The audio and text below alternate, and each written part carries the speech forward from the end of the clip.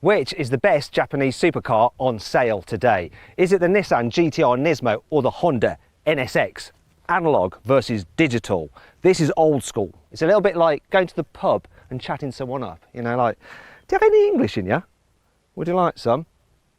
Sorry, whereas this is a bit like going on Tinder and just swiping right, swipe right, swipe right on everyone. The more the merrier. Yeah. Anyway, I'm Matt Watson and you're watching Car Wow. Let's start off this video by talking about the price. So the Nissan GTR Nismo starts from £180,000, whereas the Honda NSX is a relative bargain because it starts from £150,000. However, when you spec it to be the same as the GTR, then they come out as the same price. So this one is £180,000 because it's got extras on it like the carbon fibre pack, you've got carbon fibre in the engine bay, you've got the upgraded carbon ceramic brakes which you get as standard on the GTR. Now let's compare these cars' designs, and they look so different, don't they? So this is a classic supercar shape, very low. It's got a kind of like a smiley face. It's a bit insect-like, especially in this orange paint, which is extra by the way, but it works really well. Do like the number plate they've got on this car, NSX 999, which if you're not from the UK, that's the number you call if you need the police. The GTR's number plate's pretty cool as well, G3, grrr. And it really has got a grrr about it. It's like an angry fish, like it would just bully you out of the way. Which looks best from the front? Oh, it's so different, but I think I prefer the GTR ever so slightly just because it's so in your face. This is pure supercar, low slung, mid-mounted engine, whereas this is a GTR, isn't it? Now you can get a GTR from £80,000, whereas this one is £180,000. Yes, it's got all the carbon fibre bits on it and the extra bits and pieces, but it is still a GTR. Can't fault it for fake vents though, real vents, real vents. Shame about the cheap plastic badging there. Carbon fibre roof, carbon fibre side skirts, 20-inch alloys all round, carbon fibre rear wing. It does look like this wing is on backwards. Can you see that? All the vents on the NSX, they're real as well because it's got so many radiators. How many radiators, Lawrence? 10 radiators apparently on this. Insane. So it's got 20-inch alloy wheels at the back, 19s at the front. Oh, it's sleek, and a carbon roof. Very sleek looking car. They both have a bit of a problem with their doors, right? This is something very common to both of them. So this is a bit of a faff to open the GTR's door like that, but it's not quite as much of a faff as it is to open the door on the NSX. So you've got to get your fingernail under there to pop that out. And I've just done my fingernail. Brilliant.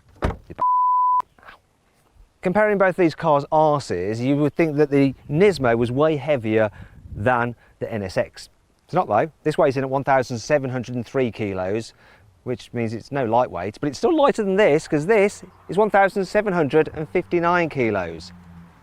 It's because of all the batteries and motors and hybrid tech on it, you see, adds weight. Interestingly though, while they look very different, they both have quad tailpipes. Hard to spot them here on the NSX, but yes, they're down here and you can put 3 fingers in them, 3 fingers in each pipe. Whereas with the GTR Nismo, it'll take a whole fist. Look, you can fist it. Sorry. Now let's compare the car's chassis. So the NSX has an aluminium space frame, but it has a carbon fibre floor for added stiffness. Also, you've got your engine mid-mounted. That drives the rear wheels, and it has a 9-speed dual-clutch automatic gearbox plus a limited slip differential across the rear axle. You've then got 2 electric motors at the front, 1 for each wheel, and you get torque vectoring so that they can control the amount of power going to each wheel. You've also got electric power steering and 2-stage adaptive dampers as standard.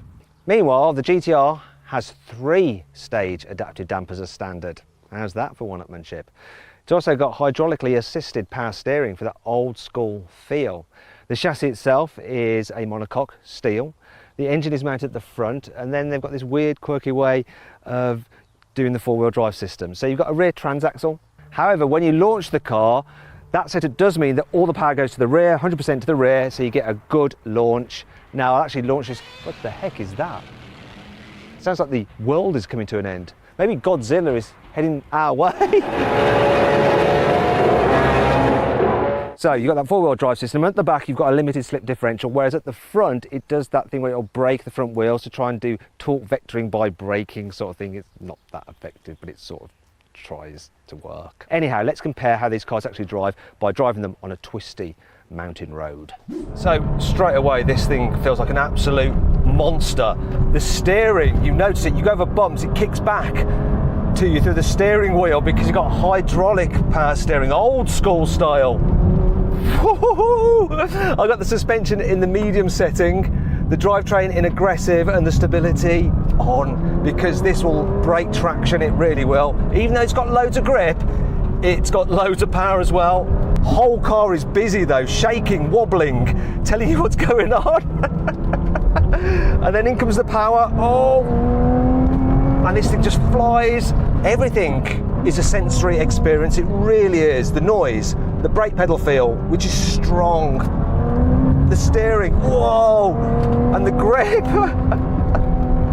This thing flies, absolutely flies, but you sort of manhandle it around. You really have to wrestle it. Oh, it's not called Godzilla for nothing. It's going to be interesting to see how that NSX compares, because this, you get a bit of a workout when you're driving this thing fast, let me just tell you that much. Jumping out of that GTR into this NSX, it just feels so very different. It's got a slightly artificial sound to the engine note. It's so much smoother over bumps, so much more relaxed and refined, and easier probably to go quicker straight away. The way it's dealing with those bumps is impressive, and the steering's not fighting back at you. But at the same time, it doesn't have quite the feel or the urgency of that in the GTR. Despite all its digital features, you can't really tell that it's doing clever stuff with its electric motors. It just seems to hook up and get you down the road. It feels natural, it really does. They've done a great job on it.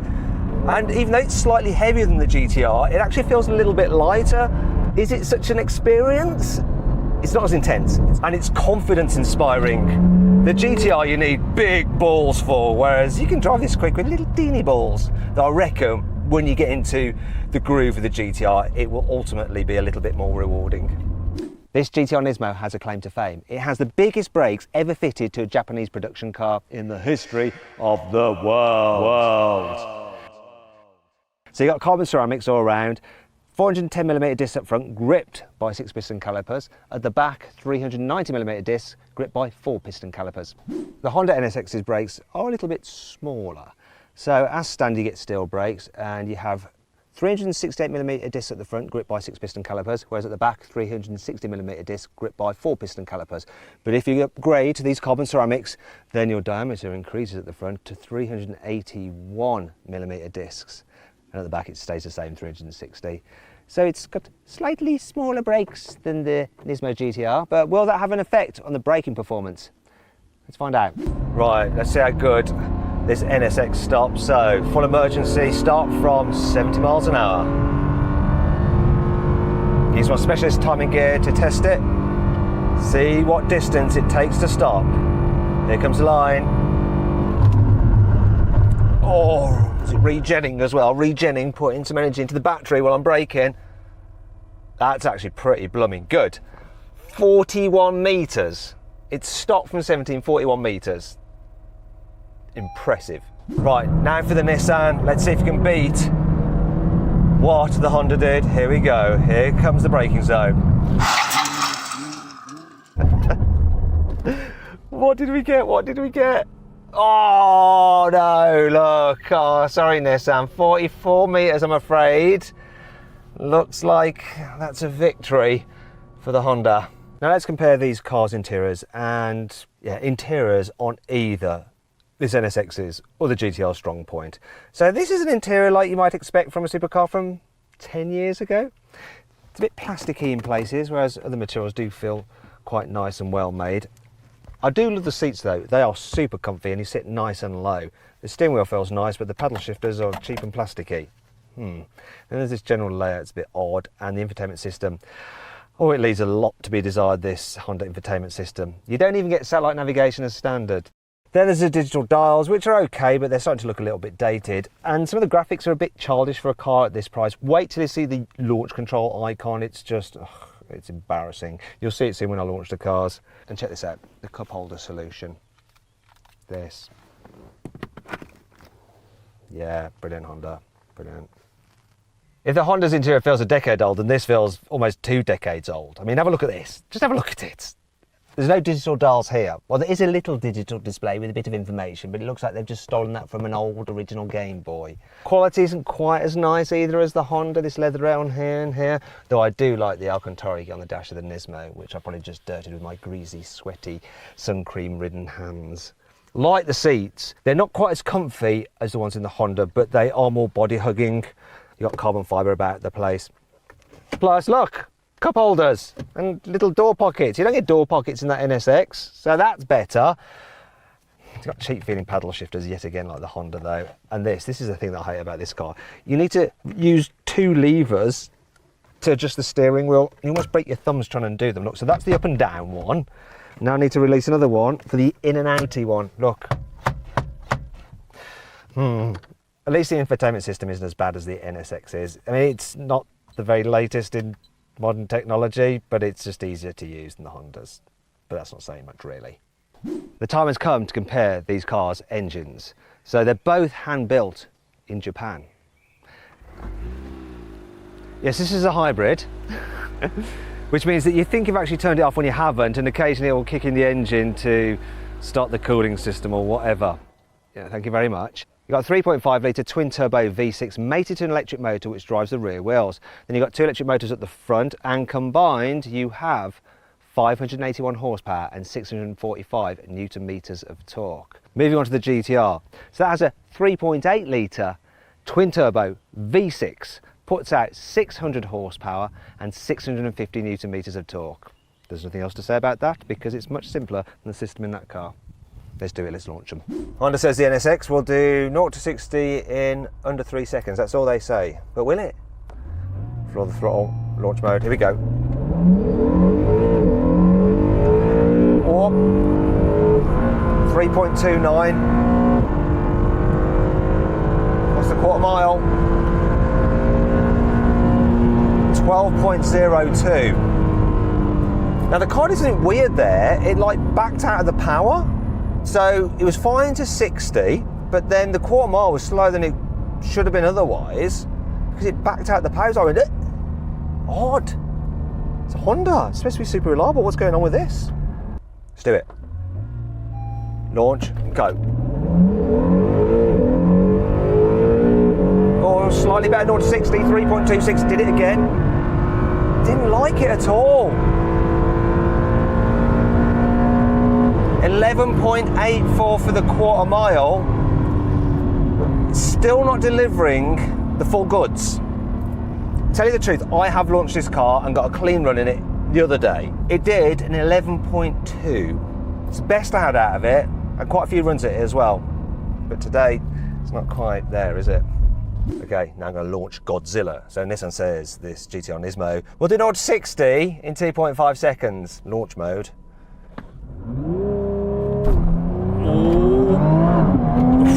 Feels quicker than the Honda, but not by much. 3.19 to 60. What's the quarter mile going to be? 11.28, which is the best time I've had exactly out of the NSX, but it's not the best time I've had out of a Nissan GTR Nismo. Therefore, I think it's only right for me to do it again. Launch time. That feels a bit better.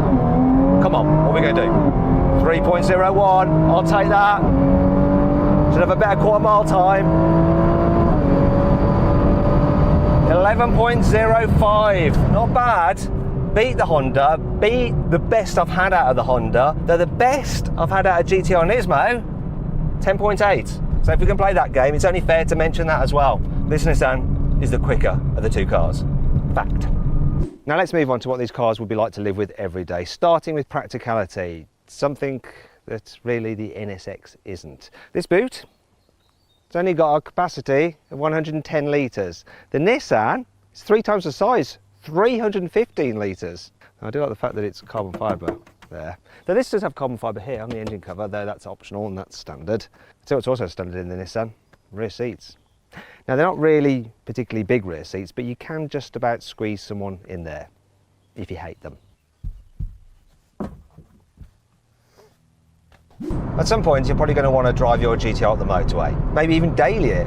How does it cope? Well, cruising at 70, it's not the quietest thing. It's not unbearable, but you do get a bit of road noise, a bit of wind noise. One thing you can't complain about though is the performance. So I'm just cruising 70. Now I'm on a closed track, so I can floor it now, and we'll see what happens. Watch this. Gearbox, takes a second, and then off we go. Off we go. And boy, does it pull. It pulls for days. It really does. I'm going to do it again, but I'm going to do it from slower. So here we go, 40 miles an hour, cruising along. Watch this. This is the car in comfort mode, flooring it. Takes a while for the gearbox to decide what it wants to do. You can feel it just changing down, then off we go again. Absolutely flying. What I'm going to do is show you the third gear roll on from 50, right, just to show you the torque of this engine. So here we go, I'm flooring it. Look at that, look at the speed just build. Wow. Godzilla is quick. Quick. Woo! It's livable. And it's got the performance. Is this NSX better as a daily than the GTR? Well, I'll tell you what, on the motorway, it's definitely more relaxing. But the key thing is the suspension. It's just glidey. I've got the car in sport mode, so it's got its suspension in the softest setting. Actually, I could put it into Sports Plus where it stiffens up. It's still not as bouncy as the GTR in its comfiest setting, but I'm going to go back into the softer setting, and it's just relaxing. Then there's the response, so I'm going to put my foot down now. Oh, change gears quicker then than the GTR did when you're just cruising along. Plus, you got filling from the electric motors just while the turbo spools up. You've got a bit of punch from the electric motors just to help you along. Really is good, this thing. It's so easy to drive. It really is an everyday supercar, this, absolutely. And the seats help. The seats are so comfy and cushioning. I could do mile after mile in this car. So then, what's my final verdict? Well, I think that I'd actually prefer owning the NSX. It'd just be easier to live with. But I'd actually end up buying the Nissan GTR just because it's just got a little bit more personality. It's more of an event to drive, and that's what you want out of a supercar. And as we progress through the digital age, this will start to feel a little bit old hat with its hybrid system, whereas this will be refreshingly archaic with its just simple mechanical analog internal combustion engine setup. I love it. And that's why it wins this test. I hope you all enjoyed the video. If you did, please give it a like. If there's any other comparison videos you'd like me to do, let me know in the comments below. I will check those out. Now, I just wanted to share with you how agricultural this GTR can sound, especially when you start it. Listen to this. Listen to all the mechanical bits moving around. Hear that? The rattling, and if I put it into drive, hear that? It's like clunky. Anyway, if you want to see some more videos, click on those windows there. And if you click on that box there, you can go to CarWow to see how much our trusted dealers will give you for your car if you're thinking of selling it.